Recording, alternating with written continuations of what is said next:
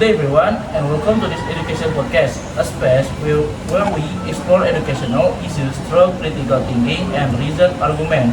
I'm your host and today we will be discussing a topic that has sparked intense debate among students, teachers, and policymakers, which is TKA of the National Academic Examination.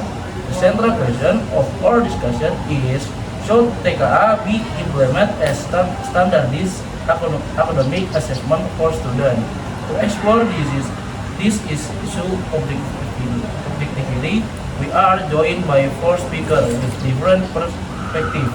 Let's begin by hearing brief introduction from our speaker. Hello everyone, my name is Noval and I will be speaking from the pro perspective. I support the implementation of TKA because I believe it provides academic standardization and objectivity in evaluating students. Hi everyone, I'm Natania and I also stand on the pro side. In my view, TKA encourages fairness, discipline, and equal academic opportunity for students all across Indonesia. Hello everyone, my name is Farah and I will be presenting the counter side. I strongly question the use of TKA because of its potential negative impact on students' mental health and learning motivation. Hello everyone, I'm Fahri Fesya and I will also be arguing against TKA. I believe that a rush standardized testing like TKA fails to represent students' diverse intelligence and real ability due to its unprepared rules. Thank you for the introduction. Let's begin with the pro argument before going to contra argument. To begin with, I believe that TKA plays a crucial role in Indonesia. Academic standardization. Indonesia has a highly different education system. Difference in school quality, teaching method, and assessment often result in inconsistent academic outcomes. TKA offers an equalized academic benchmark, allowing students to be evaluated using the same criteria nationwide. This approach is not unique to Indonesia. Many countries rely on standardized tests to assess academic red line. This test focus on essential subjects like Indonesian language, mathematics, and English language. Also add up with 2,000 subjects by each student.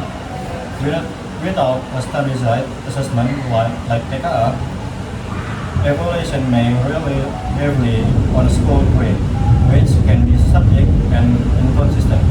Therefore, TKA helps ensure objectivity, comparability, and academic reliability.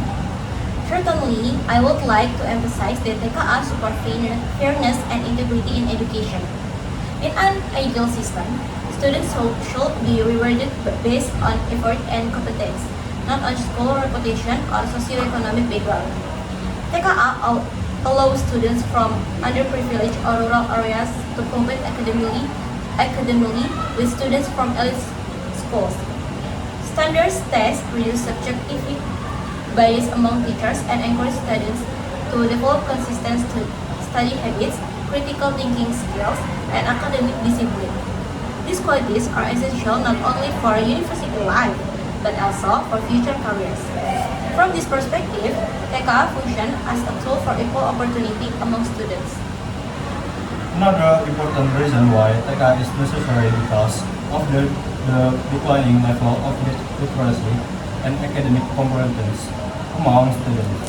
Recent national and international assessment have shown a downward trend in reading literacy and numeracy among Indonesian students.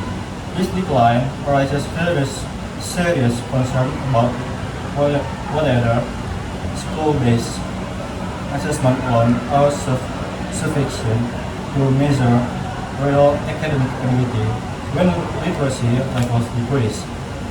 Students may still obtain high school grade, but those grades do not always reflect visual comprehension or analytic skills. In this context, TKA function to ensure fundamental competencies are still being made. Certainly, one of the strongest arguments for TKA lies in the problem of grade subjectivity, particularly in school-based assessment used for SNBP admissions. There have been real cases where students were accepted through SNBP with excellent report card grades. yet later struggle significantly at university because their academic abilities were far below the accepted standard. This often occurs because some schools give high grades to improve their students' chance of acceptance. As a result, grades no longer function as reliable indicators of academic competence. TKA helps universities cross-check whether schools grade genuinely reflect students' academic readiness. Without it, university risks admitting students based on distorted data. Okay, thank you for your excellent arguments. Now let's hear from the contrast. Please go ahead. While the pro argument sounds convincing, I strongly oppose TKA because of its negative impact on students' mental health. High-stake exams often create excessive stress. When a single test significantly affects the student's future, learning becomes fear-driven rather than curiosity-driven. Research in educational psychology shows that exam-centered system encourage memorization instead of deep understanding. Moreover, many capable students suffer from test anxiety, which prevent them from performing at their true academic level. Therefore, TKA risks measuring students' ability to handle pressure rather than their actual intelligence or understanding.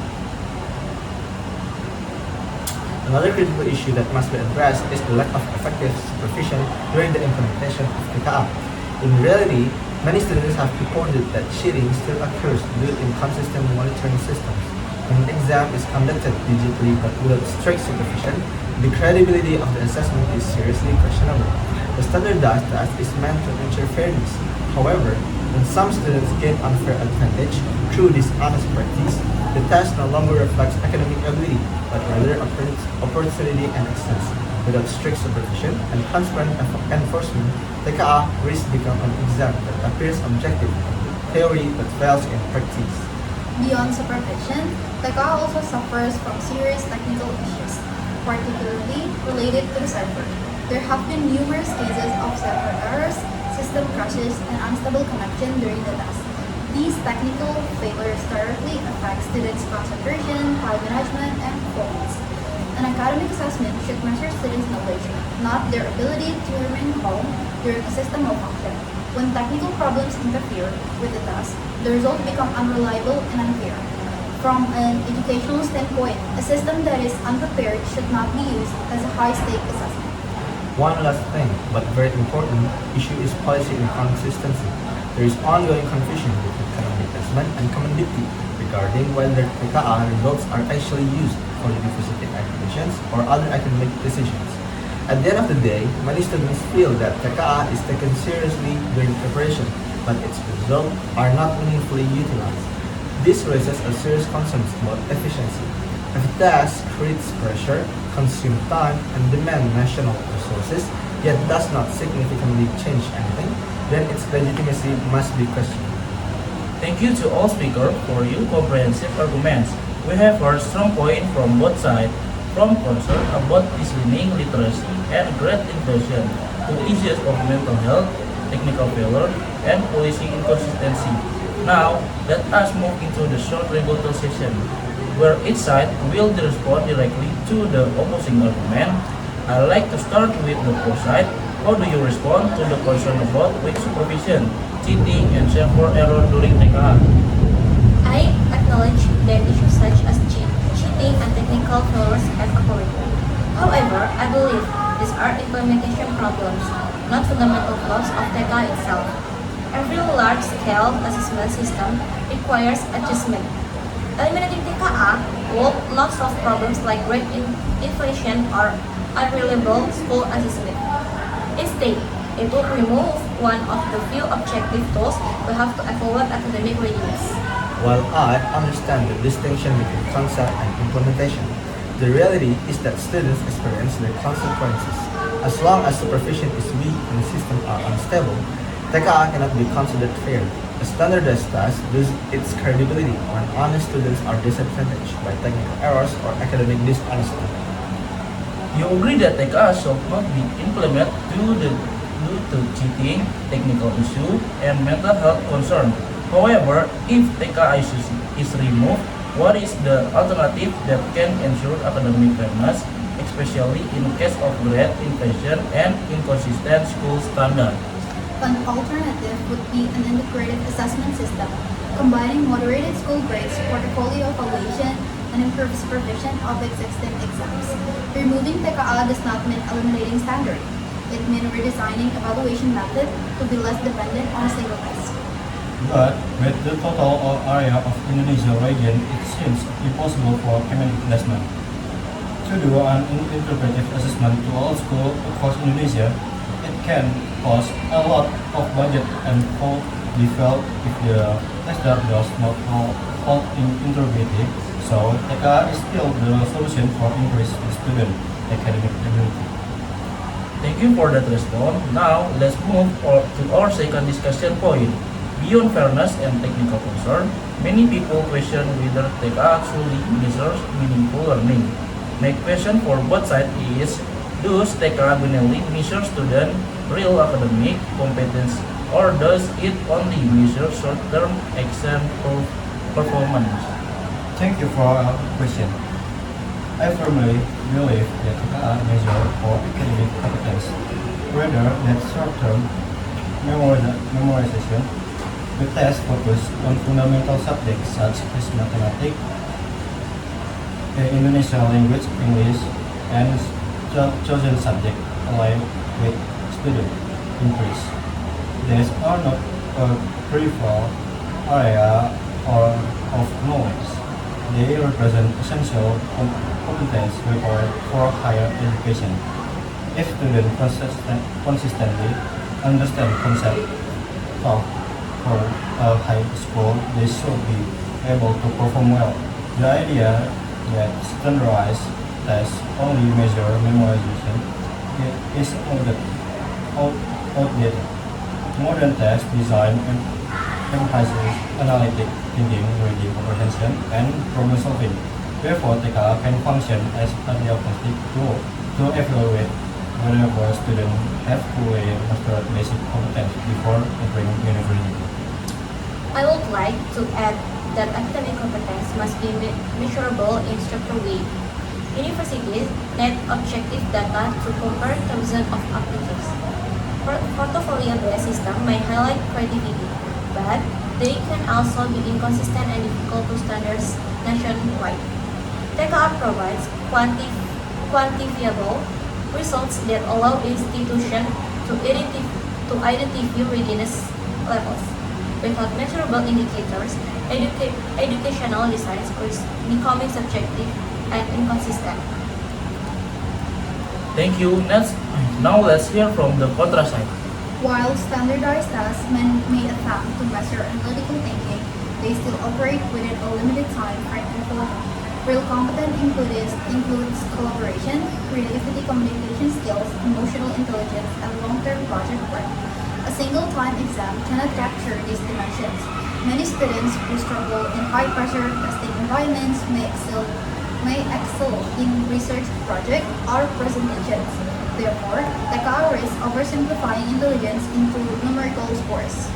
I also want to emphasize that exam preparation often leads to teaching to the test instead of exploring deeper understanding. Schools may narrow their curriculum to focus only on predicted exam materials. This reduces the richness of education. If learning becomes exam-oriented, students may lose intrinsic motivation. In this case, TKA may influence not only assessment but also distort the learning process itself. Okay, thank you. Let us proceed to the third debate point. Another concern raised by educators is the economic and logistical impact of implementing a nationwide exam. Is TKA efficient use of national education resource, or could the budget be better allocated to improving school facility and teachers' quality? From the pro perspective, investing in assessment is investing in accountability. Without national evaluation, it is difficult to measure whether education policies are working. TKA data can help the government identify regions with declining literacy or numeracy levels. This information can guide future policy influence. In other words, assessment and information are interconnected. Eliminating TKA may reduce immediate costs, but it may also weaken national monitoring system. Additionally, large countries such as Indonesia require centralized data to reduce educational gaps. If we only focus on facilities without measuring outcomes, we cannot ensure that improvement translates into better learning result. Therefore, TKA should be seen as a part of a broader quality or control system. Thank you, Contrasite. While monitoring is important, resources are limited. Many schools in rural areas still lack adequate infrastructure, internet access, and qualified teachers. Prioritizing high-stake testing over basic improvements may worsen inequality. Instead of funding servers and examination systems, the government should invest in teacher training, curriculum development, and mental health support systems. Furthermore, when exams face repeated technical failures, public trust decreases. Efficiency is not only about data collection but also about system reliability. If implementation repeatedly disrupts students' experience, the investment becomes questionable. Thank you. Now we move to our fourth discussion point. Should TKA be mandatory for all students, or should it function as an optional supplementary assessment? In my opinion, TKA should remain mandatory if it is intended to function as a national standard. The standard cannot operate effectively if participation is selective. Making it optional will weaken its comparability and reduce its function as an innovative nationwide benchmark. I agree. However, improvement in supervision, infrastructure, and transparency must accompany its implementation. The solution is reform, not removal. Contrasite. I believe TKA should not be mandatory. If implemented, it should serve as one of several evaluation tools rather than a decisive factor. Students have diverse strengths, and flexibility would create a more human system. Education should prioritize growth, not fear. Making TKA optional or reducing its weight could reduce anxiety while still maintaining academic evaluation. Now, a direct question to the Contrasite. If TKA is removed, how can we ensure fairness for students from less privileged schools who currently rely on standardized tests to compete with elite institutions? Fairness does not come from uniform testing alone.